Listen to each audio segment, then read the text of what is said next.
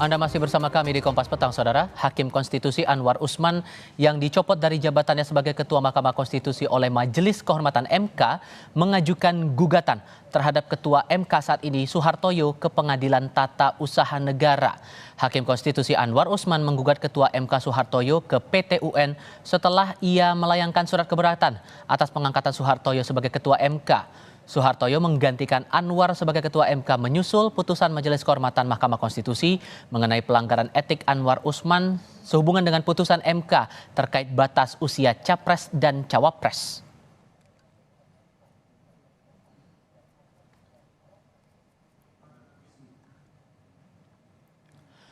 Gugatan Hakim Konstitusi Anwar Usman terdaftar di Sistem Informasi Perkara PT UN Jakarta dengan nomor perkara 604G tertanggal Jumat 24 November 2023. Disebutkan penggugatnya Anwar Usman dengan tergugat Ketua Mahkamah Konstitusi, sementara mengenai isi gugatan belum ditampilkan.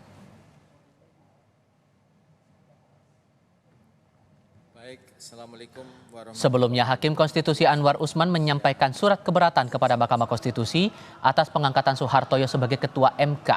Anwar menyampaikan surat keberatannya melalui 3 kuasa hukum yang dikirimkan ke Mahkamah Konstitusi pada 15 November 2023. Anwar keberatan atas surat pengangkatan Soehartoyo sebagai Ketua MK menggantikan dirinya yang dicopot Majelis Kehormatan Mahkamah Konstitusi. Assalamualaikum. Dalam keterangan tertulis, juru bicara Mahkamah Konstitusi kepada Kompas TV menyampaikan surat keberatan pelantikan Ketua MK Soehartoyo saat ini tengah dibahas dalam rapat permusyawaratan hakim.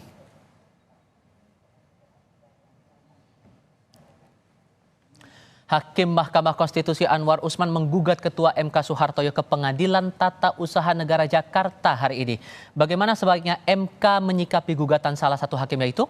Lalu bagaimana persepsi publik melihat adanya Hakim Konstitusi yang berseteru? Kita ulas gugatan Hakim Konstitusi Anwar Usman ini bersama mantan Hakim Konstitusi I Dewa Gede Palguna. Pak Palguna, selamat sore Pak. Selamat sore. Terima kasih sudah bergabung bersama kami. Sebelumnya bilang bahwa jabatan hanya milik Tuhan, tapi belakangan menyampaikan surat keberatan kepada MK atas pengangkatan Soehartoyo sebagai Ketua MK yang baru. Dan sekarang Pak Anwar Usman melayangkan gugatan ke Pengadilan Tata Usaha Negara. Menurut perspektif Anda, manuver apa sebetulnya yang sedang dilakukan Pak Anwar ini? Terima kasih. Tentu saya tidak tahu apa sesungguhnya yang ada di belakang dasar pemikiran beliau, Pak Anwar Usman. Tetapi yang sudah pasti menurut saya bahwa hal ini sudah jelas akan berdampak buruk terhadap Mahkamah Konstitusi sendiri dan lebih-lebih kepada beliau. Itu keyakinan saya. Keyakinan saya itu didasari oleh fakta-fakta sosial yang berkembang sebelum, pada saat, dan sesudah putusan dalam perkara 90 diambil dan setelah diucapkannya putusan Majelis Kehormatan Mahkamah Konstitusi. Nah, itu yang ada dalam benak saya. Karena sekarang persoalannya mestinya adalah konsentrasi dari Mahkamah Konstitusi adalah ditujukan kepada upaya, kalau boleh saya mengatakan, adalah upaya pemulihan keadaan yang boleh dikatakan terpuruk, sangat terpuruk di mata publik. Kita tidak bicara soal ini ya, kita tidak bicara soal persepsi hukumnya ya, bukan soal hukumnya. Kita percaya soal persepsi publiknya yang sangat terpuruk di mata publik, dan ini harusnya dijawab dengan kinerja oleh Mahkamah Konstitusi khususnya. Nah, sekarang ada kejadian seperti ini yang menurut saya itu sangat tidak produktif ya terhadap lembaga dan lebih-lebih terhadap diri pribadi yang mulia ya Pak Profesor Anwar Usman dalam hal ini. Jadi saya sangat menyayangkan hal yang seperti ini terjadi untuk institusi yang mestinya diisi oleh negarawan.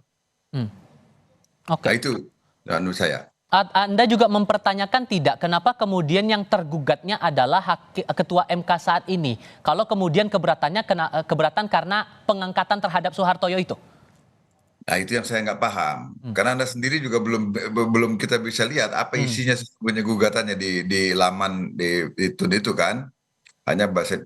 Kalau makanya logika saya itu kan kalau gugatan tata usaha negara itu kan berarti ditujukannya adalah kepada putusan pejabat tata usaha negara kan gitu kan.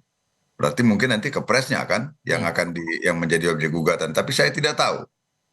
Tapi saya tidak tahu apakah yang sesungguhnya terjadi karena saya juga memang tidak mempelajari ini kan. Juga nah, secara publik juga kan baru itu kan di lamannya juga kan informasinya sangat Belum sangat minim. ditampilkan isi gugatannya itu ya. Ya, belum ditampilkan apa yang sesungguhnya terjadi di situ. Tapi sesungguhnya kalau Anda cermati ini sampai melayangkan gugatan ke PT UN ini tujuannya buat apa ya Pak? Kalau Anda menangkapnya?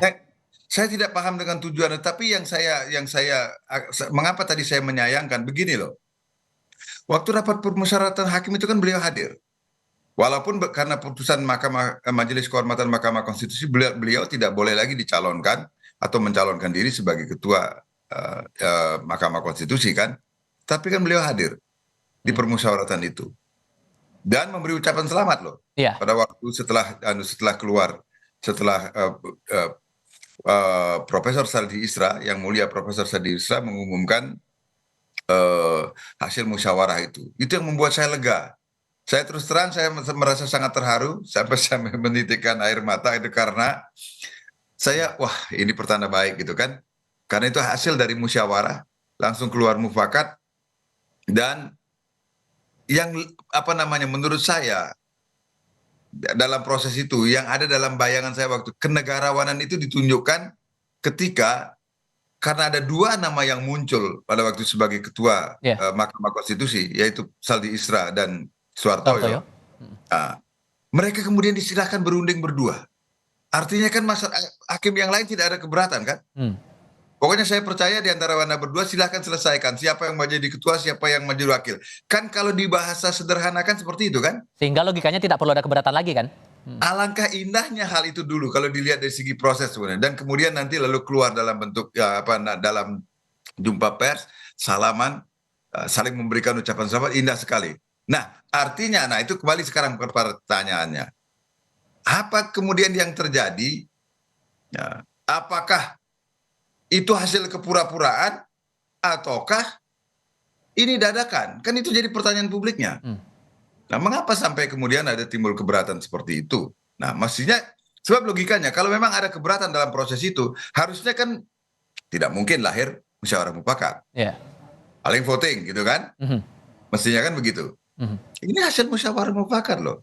Dan beliau hadir di situ. Nah, makanya saya katakan saya menyayangkan ini ya sebagai sahabat, sebagai mantan hakim Mahkamah Konstitusi yang pernah berada di sana dan sekarang sebagai outsider yang ya bagaimanapun saya masih tetap mencintai dan mengharapkan mahkamah inilah sehingga menjadi lebih baik. Tapi keadaan menjadi seperti ini gitu loh.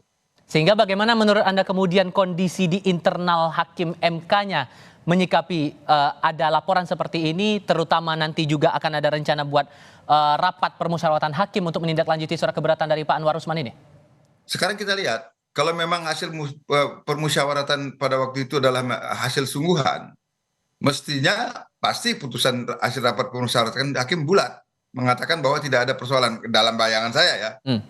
Saya juga tidak mau kepo untuk nanya-nanya soal ini setelah tadi saya dikontak oleh Kompas TV, nggak mau saya nanya-nanya ke ini karena saya takut nanti bias pikiran saya ya.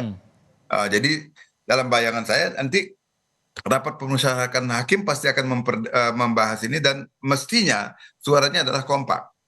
Kalau memang permusyawaratan yang lalu itu adalah hasil dari sebuah ketulusan, hasil musyawarah yang sesungguhnya sehingga lahir mufakat dan yang kemudian itu tampak kepada publik bahwa itu sesuatu yang bagus dan sehingga publik pun ya sebagian paling tidak kemudian mulai menaruh harapan bahwa dengan hasil musyawarah mufakat yang seperti ini dan dengan memperhatikan kredibilitas dari dua orang dan integritas dari dua orang yang terpilih sebagai ketua dan wakil ketua Mahkamah Konstitusi hasil musyawarah itu paling tidak saya sendiri merasa diberikan harapan bahwa Mahkamah Konstitusi belum tenggelam. Jadi seharusnya kalau menurut Anda juga tergugat dalam hal ini Ketua MK Suhartoyo bersikapnya harus bagaimana? Saya kira kalau putusan makanya aneh bagi saya. Kenapa kok tergugatnya padahal ini katanya diajukannya di TUN. Jadi Pak Suhartoyo yang digugat bagaimana? kan mestinya kan tindak perbuatan pejabat tata usaha negara itu yang digugat kan, yang dipersoalkan dalam hal ini ada keputusannya kan. Keputusan pengangkatan Pak Soehartojo kan itu yang mesti digugat kalau memang gugatannya gugatan tata usaha negara loh. Dalam pemahaman saya. Ya, kecuali kalau saya keliru ya memahami tindakan yang sesungguhnya itu. Jadi seharusnya Soehartojo santai saja menanggapi ini. Ya karena bukan beliau yang jadi objek kan itu kalau ada kesalahan pembuatan keputusan kan yang bersalah itu pejabat tata usaha negaranya. Tetapi kan dalam soal ini kan itu formalitas saja. Karena proses yang berlangsung di dalamnya itu sebagaimana saya katakan tadi itu adalah hasil musyawarah yang kemudian melahirkan kata sepakat yang tadi bahkan diserahkan kepada 2 orang itu untuk menentukan siapa di antara yang kemudian menjadi ketua atau wakil ketua. Kecuali kalau itu palsu. Itu kan lain lagi ceritanya gimana. Dan tidak mungkin lah itu palsu kan masa. Bagaimana kan ada 9 orang hakim yang bermusyawarah melahirkan kesepakatan demikian. Dan kemudian itu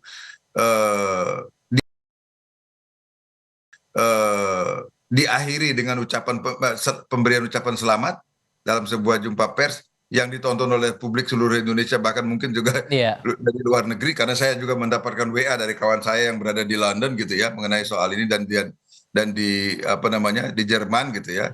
Apa yang saya ya artinya ini kan ditonton oleh banyak orang bukan hanya di dalam negeri tapi di luar juga gitu.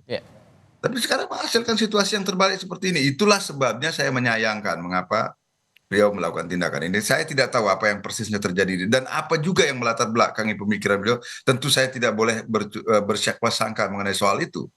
Isi gugatan inilah yang menarik untuk kita cermati nanti. Kita juga masih menunggu sampai dengan saat ini pernyataan dari Anwar Usman dan perwakilannya. Baik Pak Dewa Gede Palguna, terima kasih sudah berbagi perspektif bersama kami di Kompas TV kali ini. Sehat selalu untuk Anda Pak. Selamat sore. Amin. Terima kasih. Terima kasih.